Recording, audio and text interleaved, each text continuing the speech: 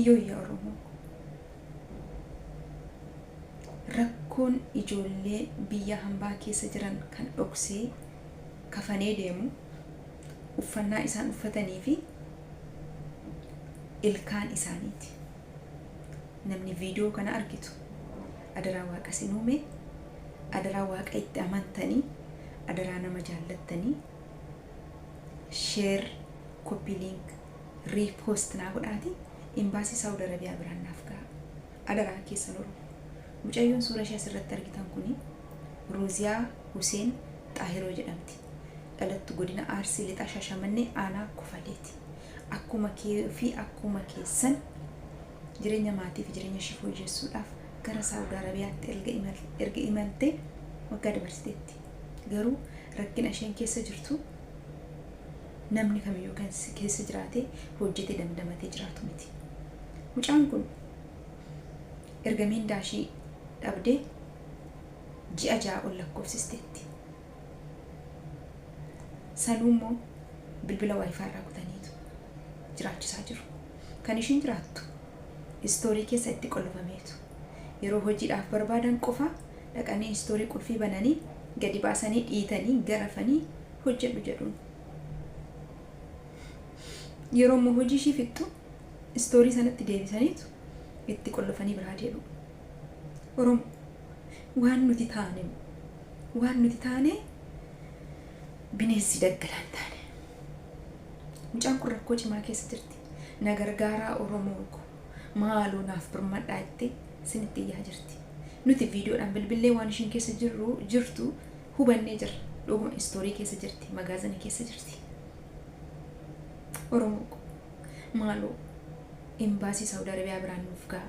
Bilbilli ishii na bira jira, lookeeshinii ishii na bira jira. Nama nu gargaaru qofatti sheer nuuf godha. Mucaa kana lubbuu ishii baraaraa. Adaraa keessan Oromoo ko adaraa waaqa ittiin kaffaltani gatiin baastani sheerii qofa naa godha. Galatooma Waaqayyo rakkina kamiyyuu isin hin argisiisin. Mataan keessan isin hin bowwaafitin. Qimamoota mana አይ ስደት ስንት መከራ አሳየን። ከኢትዮጵያ ለመውጣት ስንት መከራ አይተን፣ አንዱ ሲኦሲ ያልሳካ ሲለው፣ አንዱ ደግሞ ሜዲካል ሲበላሽበት፣ አንዱ የሆነ ነገር አሳር በልተንን dhugaa dubbachuudhaaf akka waan abaarsa qabnu biyya keenyatti siqiqii, biyya Oromootti siqiqii, bakka deemnetti siqiqii, imimmaan malee kolfinurraa dhabame maaliif akka ta'e illee hin beeku jechuudha. Ani mana madaamii gaarii biran jira yoo ta'e obboloonni kiyya mana madaamii hin taane gaafa jiraatanii dhukkubbiin obboleewwan keenya gola biraa jiranii dhukkubbii keenya jechuudha. Namni wajjin dhalatee haadha tokkoo fi abbaa tokko irraa dhalatee obboloota ta'u. Nuti qaama tokko, biyya tokko, dhiiga tokko yoonus waa taane numatu miidhama malee jarri Arabaa wanti miidhaman hin jiru. Yeroo ammaa kana yeroo ammaa Saudi Arabiyaan yeroo jalqaba banamtu namoonni kaahiyyummaa biyya ofiitii jecha namoonni hedduun gammadanii gara biyya kanaa dhufaa jiru. Garuu haa ta'uuti immoo haalli yeroo ammaa kuni guyyaadhaa guyyaatti rakkoo malee kolfi dhabamee jira. Ijoolleen keenya hedduun isaanii dhumachaa jiru. Madaamin biiroo irraa fudhattee ni dararti, ni dhaanti, yoo barbaadde nyaata dhuggatti, yoo barbaadde hojjechiistee karratti qollofti, yoo barbaadde qaltee ajjeestee gatti. Kuni gaafii guddaa aannatti uume. Biyyaa ba'uun hojjetatanii madaamis humna ofiitiin tajaajilanii maallaqa argatanii maallaqa saniinis jiruu fi tajaajiluudhamu ajjeefamuu, dararamuu, akkasumas nyaata dhoowwamuu fi akka nama hidhaatti dhufeetti haala kanaan dararamuun maaliif barbaachise? Anasumarraan yaada gabaabaa kan dubbachuu barbaadu biyyi kun banamee ijoolleen biyyarraa dhufaa jiraachuun isaanii wanna nu fayyade hin qabu. Bara kana keessattuu miidhaa malee faayidaa tokkollee hin qabu jechuudha. Dhugaa dubbachuudhaaf waggaa kana keessattuu bara 2017 kana keessatti ijoollee baay'een dhumatanii jiru. Kichuu baay'een du'aan asirraa boqotanii jiru. Kichuu baay'een dhukkubaan saaxilamanii jiru. Xiinsammuu ta'anii jiru. Akkasumas immoo dhukkuba hin beekamne qabamanii jiru.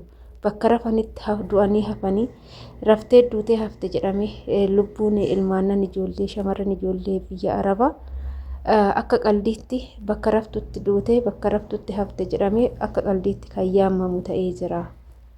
Kanaaf yaa Oromoo koo akkasumas yaa shamarran biyya Arabaa warra biyyaatiin biyyi kun gaarii miti.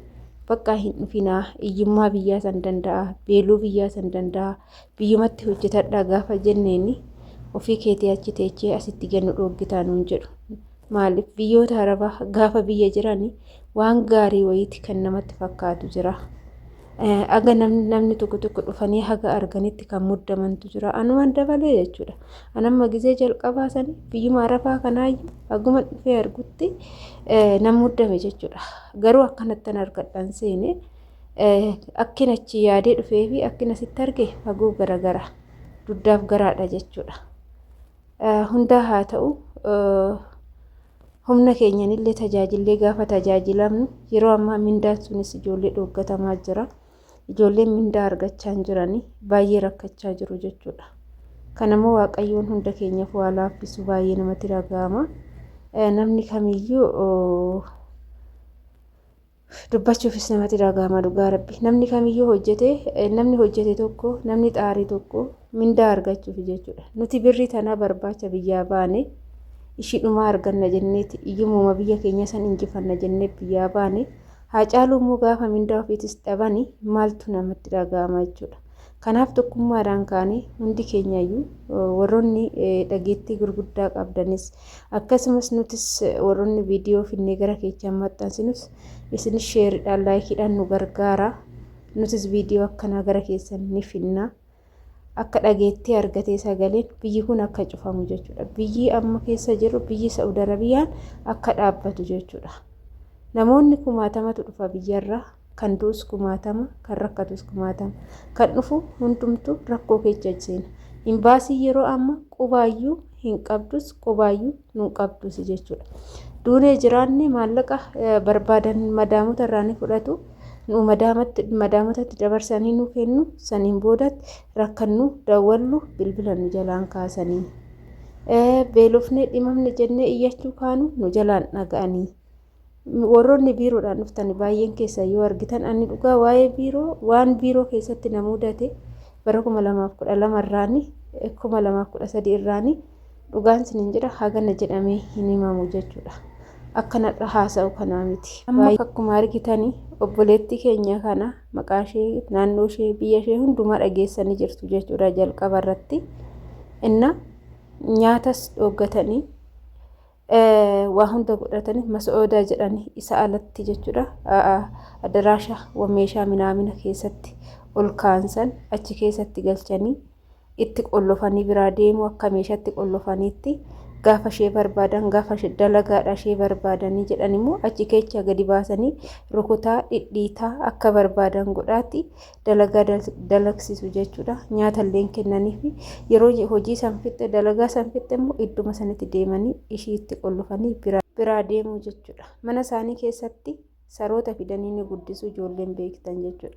Hanguma saree san mana isaanii keessatti fidanii guddisanii sareedhaa iddoo qabanii nuti immoo haguma saree sanuu iddoo dhabne jechuudha. Akka barbaadan nu godhu akka bineensa nu godhu akka waan nama nyaannu wayititti nu ilaalu. Baay'ee ulfaata jiruun biyya ormaa baay'ee ulfaata. Haati ormaa baay'ee ijoollee keenya gubdee jirti. Keessi keenya nu gubate coggaarran nu guduufame waan jennu dhabne waan dubbannu dhabne. Obboloota koo adaraa kecha viidiyoo kana hundi kecha nu sheer godhaa. Biyyi kun cufamuu qabdi. Yoo biyyi kun cufamuu hin dhaabbanne hin cufamne ijoolleen ittuma fufteetuma dhumatti ittuma fufaniituma du'u. Kun immoo miidhama guddaadha. Biyyarraas ittuma fufaniituma fidu. Imbaasii fi dallaalli ijoollee baadiyyaa keessaa homaan beekne warroota quban qabne kan fidaniituma miidhuu jechuudha.